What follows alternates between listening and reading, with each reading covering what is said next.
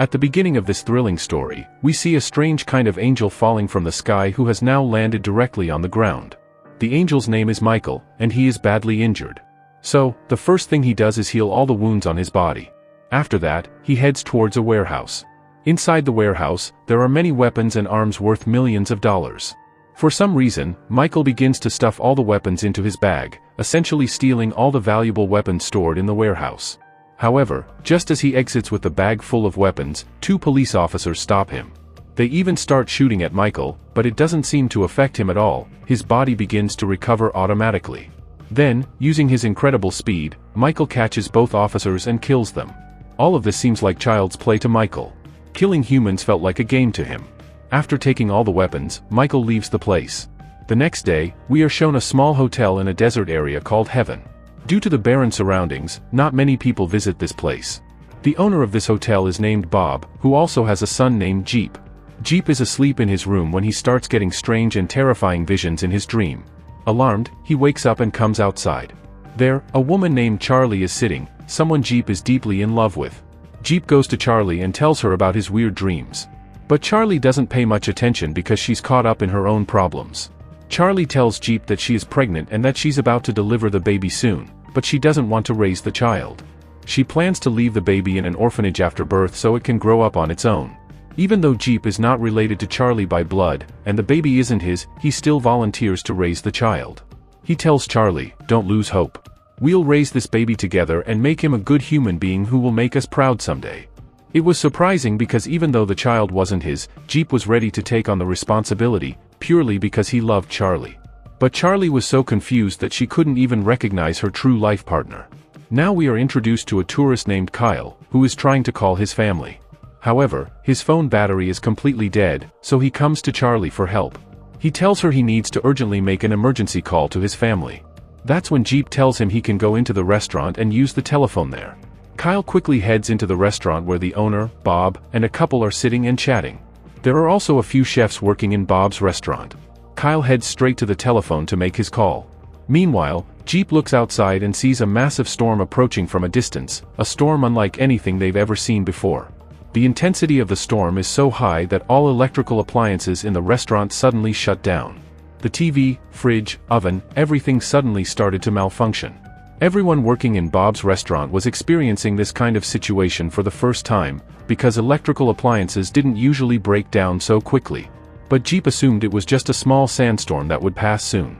Kyle, who had stayed behind to call his family, found that the telephone had also stopped working, meaning he could no longer make the call.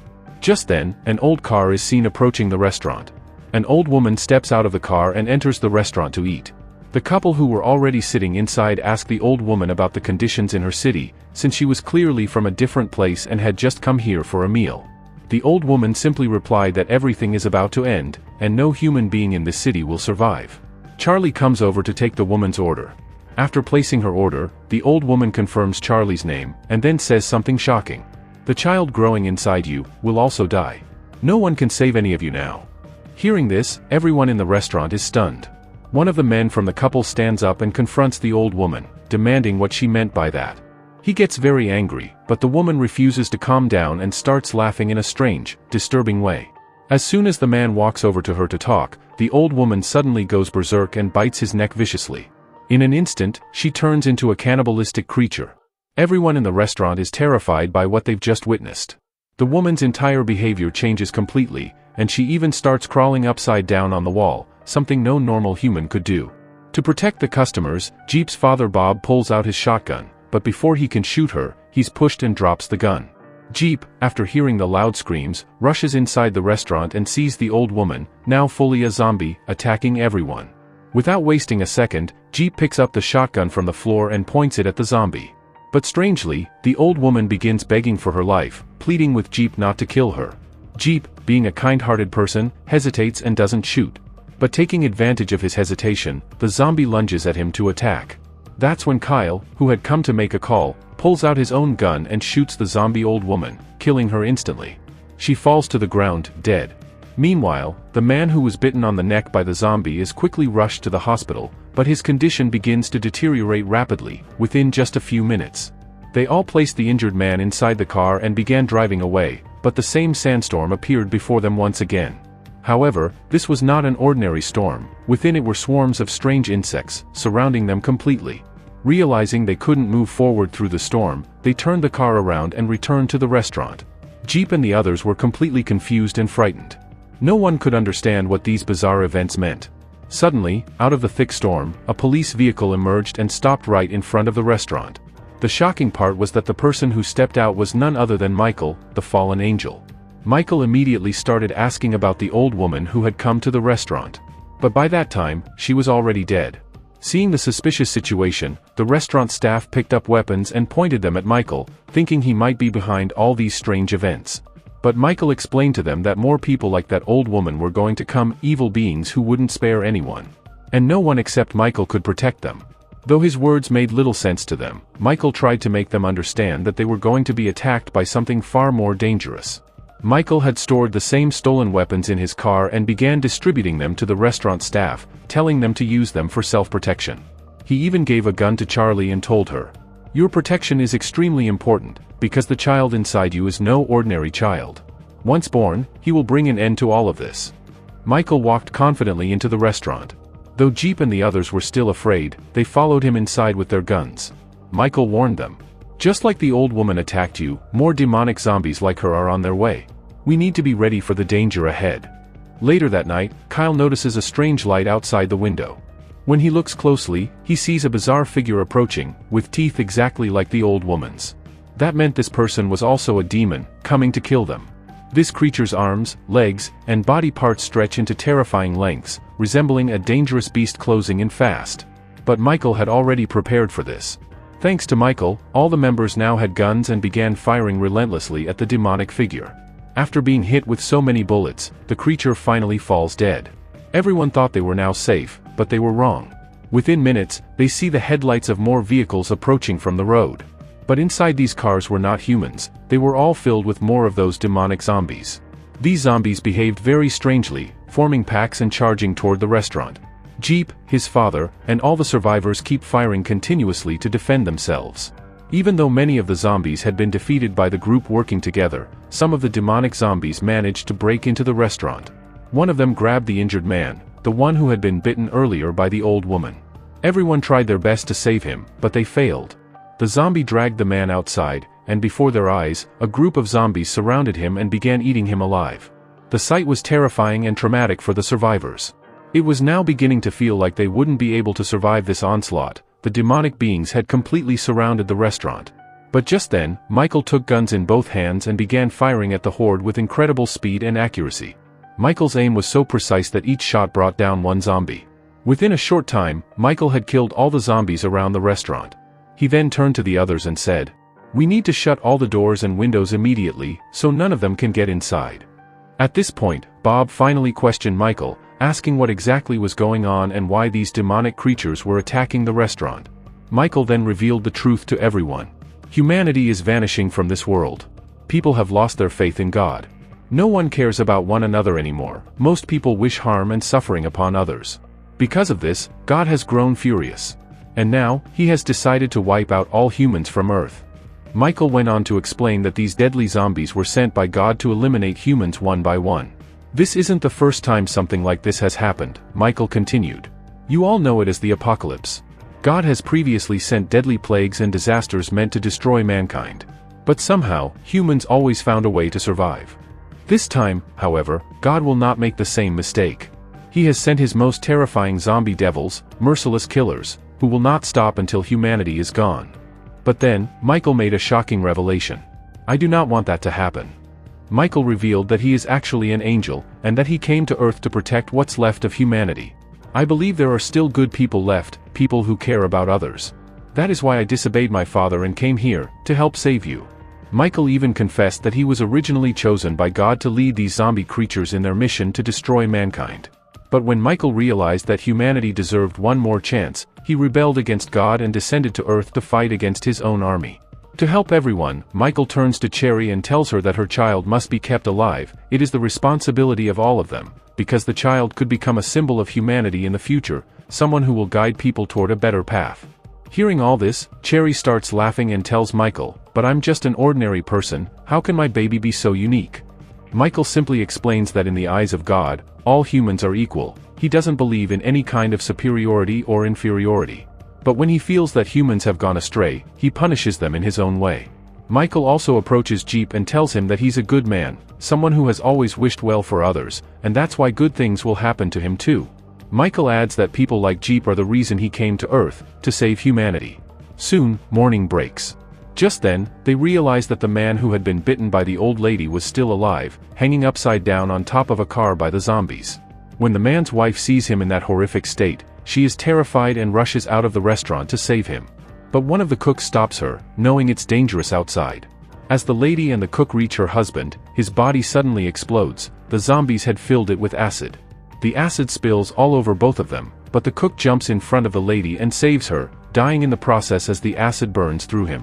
At this point, things were slipping out of everyone's control, but they did realize one thing: the danger outside the restaurant was far from over. The lady's daughter was also present, and the woman began blaming her child for everything, since it was the girl who had insisted on coming to the restaurant, leading to her husband's death.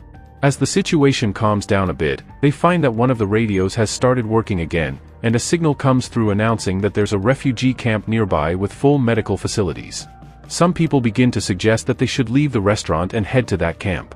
However, Michael warns them not to. He suspects it could be a trap set by the demonic zombies. Meanwhile, Kyle, who is keeping watch around the restaurant, sees what looks like an innocent child being surrounded by the zombies near a car. The child is crying for help. Without hesitation, Kyle grabs a gun and rushes toward the child, picking him up in his arms. But then, the zombies completely surround Kyle, and he soon realizes the horrifying truth: the child isn't normal either. He is one of them, a demonic zombie meant to lure Kyle into a trap. Now the zombies, along with the child, begin attacking Kyle, who is helpless. Just then, the couple's daughter, whose name is Andrew, arrives to help Kyle. Andrew kept trying to save Kyle, but there were just too many zombies for them to fight off. Eventually, Michael arrived and managed to rescue Andrew using his dual guns, but the demonic zombies had already devoured Kyle completely. Michael quickly detonated a nearby car, causing a massive explosion that scattered the zombies away from the area. Meanwhile, inside the restaurant, the demonic child had made his way in and was moving toward Cherry, intending to kill her baby. But Jeep arrived just in time and shot the child, killing him. All this chaos triggered labor pains in Cherry. She was about to give birth. Everyone began helping her through the critical situation, and within minutes, Cherry gave birth to a baby. Seeing the child brought joy to everyone, as they believed this baby would one day lead humanity toward a new path. However, it also became clear that the zombies outside were only staying because the baby was still alive. If he were gone, they might leave.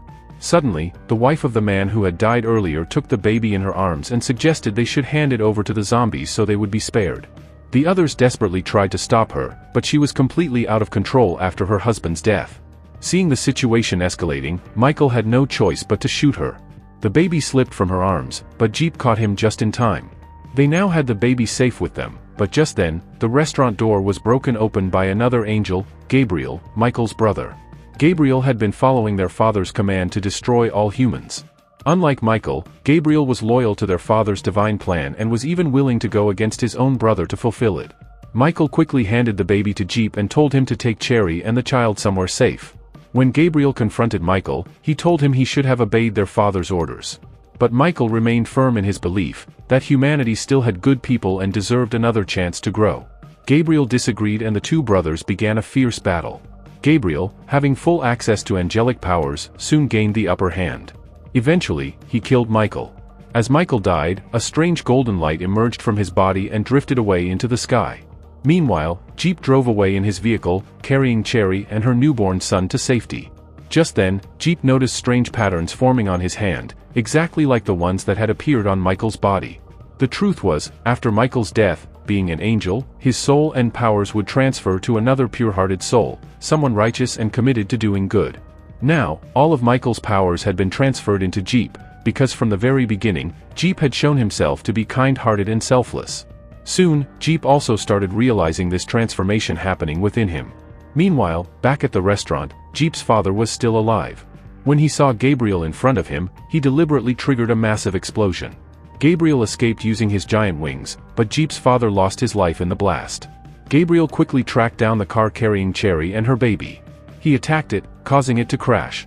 Desperate to kill the child, Gabriel tried everything, but Jeep managed to flee with Cherry and the baby to a rocky area to hide. However, they didn't realize that escaping Gabriel wasn't going to be easy. Just as Gabriel was closing in, someone swooped in from above and landed. It was Michael, back from the dead. Gabriel was shocked to see his brother alive again. Michael then explained that after everything that had happened, their father, God, had forgiven him. God had realized that wiping out humanity wasn't the solution to bringing peace. He finally understood Michael's point, that there was still goodness in the world, and good people deserved a chance. Michael had regained his divine powers. He told Gabriel that this had all been a test from their father, to see who would blindly follow orders and who would make decisions using their heart and mind. Gabriel had failed the test, while Michael had passed by choosing compassion and humanity. Saddened and remorseful, Gabriel returned to heaven. Before leaving, Michael spoke to Jeep, telling him that he now had the responsibility of protecting Cherry's son, the child who would one day guide humanity toward a better future. Michael transferred a bit more of his powers into Jeep to help him protect the boy. Though Jeep was initially scared, Michael's words gave him the confidence he needed. Then, with his wings spread wide, Michael flew away into the sky. Jeep and Cherry stood watching him disappear. Later, as they climbed over a rocky hill, they saw a village nearby. Jeep began driving toward it with Cherry and her baby. In the back of the car, weapons were neatly arranged, a sign that Jeep had now made up his mind. He would protect the child at all costs. And with that, our story comes to an end.